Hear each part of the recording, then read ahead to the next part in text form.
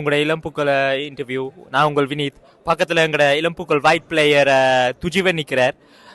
துஜிவன், நீங்கள் வந்து அம்ஸ்டர்டாமோட 4-0 வென்றிருக்கீங்க.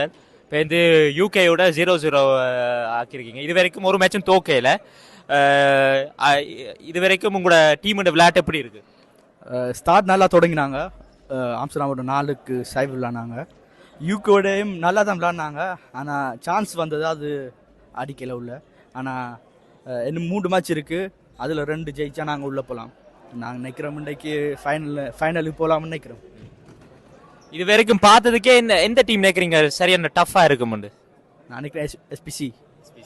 அவங்க வருஷம் வருஷமா ரெண்டு கப்பை தூக்கிட்டாங்க.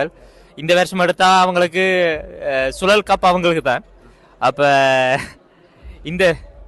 அப்போ இந்த சுழல் கப் அவங்களுக்கு கிடைக்குமோ இல்லாட்டி இளம்பூக்கள் கிடைக்கும்? எங்களோட ஃபைனல் வந்தால் நாங்கள் டஃப் கொடுத்து நாங்கள் எடுக்க பார்ப்போம். நாங்கள் இன்றைக்கு கொஞ்சம் நல்லா விளாட்றோம்.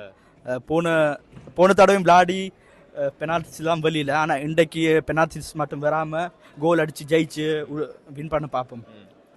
அப்போ இந்த டூர்னமெண்ட் ஆர்கனைசேஷன் இது வரைக்கும் எப்படி நடந்து கொண்டு இருக்குது?